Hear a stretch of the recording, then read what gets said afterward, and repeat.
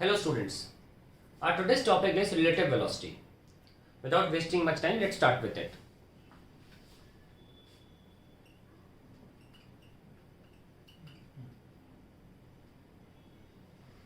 Suppose Sonu या ये कहिए मिस्टर ए नाम ले लेते हैं क्योंकि मैं ए लेटर का इस्तेमाल करूंगा. Suppose mister A is at some distance from origin. यहाँ पे खड़े हैं मिस्टर ए और उनका डिस्प्लेसमेंट मैंने ले लिया एक्स ए. और मिस्टर बी जो है वो थोड़ा आगे खड़े हैं इनसे और उनका जो डिस्प्लेसमेंट है वो मैंने ले लिया एक्स बी ओरिजिन से. अब मैं आपसे पूछूं what is the displacement of B, तो आप सीधे बोलेंगे एक्स बी, क्योंकि मैंने स्पेसिफाई नहीं किया कि कहाँ से, तो आप ओरिजिन से ही बताओगे, बहुत ऑब्वियस सी बात. सिमिलरली मैं आपसे पूछूं what is the displacement of A, तो इसमें भी आप क्या करोगे, आप ओरिजिन से ही बताओगे. लेकिन अब मैं अगर स्पेसिफाई करूं what is the position of B with respect to A, इसका मतलब है कि ए से कितनी दूरी पर खड़े हैं बी, तो ऑब्वियसली आप क्या बताओगे, ये डिस्टेंस. और ये डिस्टेंस कैसे निकलेगी, एक्स बी माइनस एक्स ए. तो देखते हैं कि एक्स बी माइनस एक्स से निकल क्या रहा है. मान लेते हैं फॉर द टाइम बीइंग कि ये जो मोशन है ये यू ए से स्टार्ट किया ए ने, और एक्सेलरेशन ए रखा, और बी ने जो मोशन है वो U B initial velocity start किया. एक्सेलरेशन अभी सिंपल समझाने के लिए मैं एक्सेलरेशन सेम रख रहा हूँ. तो अगर मैं पहली इक्वेशन लिखूँ, equation of motion for x for a and b, क्या होगा, X A is equals to U A T plus half A T square. Vector form में लिख लीजिए ताकि हम किसी भी डायरेक्शन में चाहे तो देख सकते हैं कि b की पोजीशन या velocity with respect to a क्या है, अगर वेक्टर हम वेक्टर फॉर्म में लेंगे. और एक्स बी क्या है, U B T plus half A T square. ना हम समझ गए हैं कि हमें अगर b की पोजीशन चाहिए विथ रिस्पेक्ट टू a, तो हमें सेकेंड माइनस फर्स्ट करना पड़ेगा क्योंकि x B greater than a है. In that case x B minus x A will become u B minus u A. हमने t कॉमन ले लिया और क्योंकि ये टर्म बिल्कुल सेम है तो ये टर्म कैंसिल हो गया, तो हम जीरो लिख सकते हैं यहाँ पे, क्योंकि ये दोनों टर्म जो है half A T square same है. So we can see this that xb minus xa is equals to ub minus ua और into t. अब अगर मैं यहाँ पे t नीचे ले आऊँ, xb minus xa divided by t is ub minus ua, तो ये आप देख सकते हैं क्या निकल के आ रहा है, relative position divided by time will give me relative velocity. Yes और नो. और आप देख सकते हैं b माइनस ए है तो नोटेशन भी कैसे लिखी जाएगी इसकी, बी ए, यानी कि पहले b लिखेंगे और बाद में a लिखेंगे, और जैसा यहाँ लिख रहे हैं बिल्कुल वैसा यहाँ लिखेंगे, पहले b की वेलोसिटी बाद में a की वेलोसिटी. तो ये हमारा डेरिवेशन है रिलेटिव वेलोसिटी का. यानी कि हम एक फाइनल चीज सीख गए यहाँ पे कि रिलेटिव वेलोसिटी कभी भी बोला जाए तो इसका मतलब ये होता है it is a vectorial difference of the two velocities. और ये हर जगह काम आएगा, मतलब किसी भी दो वेक्टर्स में.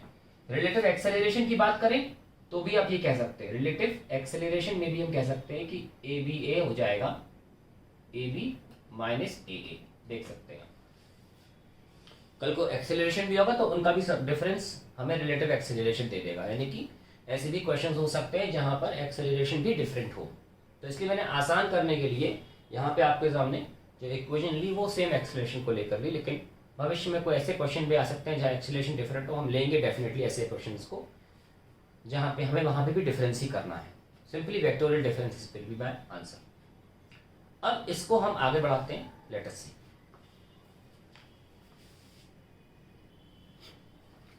तो समझने के बाद कि relative velocity is actually vectorial difference of the two velocities, इसको हम जज कर ठीक से देख लेते हैं कैसे. अगर सपोज b की वेलोसिटी vb है और एरो की लेंथ दिखाती मैग्नीट्यूड और हम ज़्यादा ले रहे हैं, और a की वेलोसिटी va है, तो लेट अस सी जब दोनों वेलोसिटी सेम डायरेक्शन में तो इक्वेशन निकल के क्या आएगी, VBA हो जाएगा VB माइनस VA, और we can also write VB vector और फिर direction unit vector I cap, क्योंकि राइट साइड में I लेते हैं, VA I कैप अगेन. अब देखिए हम I कॉमन ले सकते हैं और ये आई यहाँ पे आ गया। तो कंक्लूजन ये निकलता है कि जब भी दो वेलोसिटी सेम डायरेक्शन में ली जाएंगी वो डिफरेंस ही होंगी दो वेलोसिटीज़ की, मतलब उन वेलोसिटी को सबट्रैक्ट किया जाएगा। यानी कि अगर कोई बॉडी 40 किलोमीटर पर आवर पे चल रही है और दूसरी बॉडी से 10 किलोमीटर पर आवर पे चल रही है और ये बी है और ये ए है, तो हम बोलेंगे velocity of B with respect to A is 40 minus 10 that is 30 kilometre per hour. ये बहुत स्वाभाविक सी बात है, ऑब्वियस सी बात है कि अगर आप नहीं चल रहे होते तो आदमी आपको ज़्यादा तेज लग रहा होता चलता हुआ, पर अगर आप भी उसकी दिशा में चलने लग जाओगे तो फिर आदमी आपको ये धीमे चलता हुआ महसूस होगा। अब मान लीजिए जो बी है वो इस डायरेक्शन में जा रहा है और जो ए है वो इस डायरेक्शन में जा रहा है, V A. Now if I say what is the velocity of B with respect to A, then you will write V B minus V A and then it will be VB I cap minus VA minus I cap, and then we can see minus plus हो जाता है and you get I cap. So you can easily see that when the two bodies are traveling in opposite direction, the magnitude of one velocity with respect to other will always be added. तो इसमें velocity बढ़ी महसूस होगी। यानी कि obvious सी बात है, अगर आप इधर जा रहे हो और आपका फ्रेंड इधर जा रहा है तो आप इसको कितनी देर में क्रॉस करोगे, जल्दी क्रॉस कर जाओगे इन कंपैरिजन टू अगर ये ऐसे जा रहा होता, आपका फ्रेंड भी ऐसे जा रहा होता। थोड़ा इमेजिन करिए, अगर अपोजिट डायरेक्शन में आप आ रहे होते तो आप इसको पहले मीट कर जाओगे इन कंपैरिजन टू अगर दोनों सेम डायरेक्शन में जा रहे हैं, तब आप इसको आसानी से मीट नहीं कर पाओगे इतनी आसानी से। मतलब अगर आप बी हैं और ए हैं तो आप बी हैं, ए को मीट करने में जल्दी लोगे, टाइम कम लगेगा इन कंपैरिजन टू जब ए आपकी ही दिशा में आपसे आगे जा रहा हो, तब टाइम ज़्यादा लगेगा, है कि नहीं। तो वही यहाँ पे हम देख पा रहे हैं साक्षात अपने एग्जाम्पल से भी। अब ऐसा नहीं है कि सिर्फ पैरेलल और एंटी पैरेलल के केसेस ही डील हो सकते हैं, वेक्टर का ही तो फायदा है, किसी भी डायरेक्शन में आप क्वेश्चन डील कर सकते हैं, लेकिन हम उसको सवालों से समझाएंगे। तो अब सवालों की झड़ी चलने वाली है।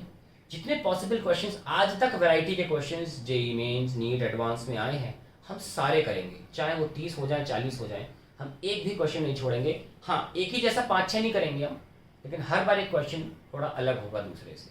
Let us start with those questions.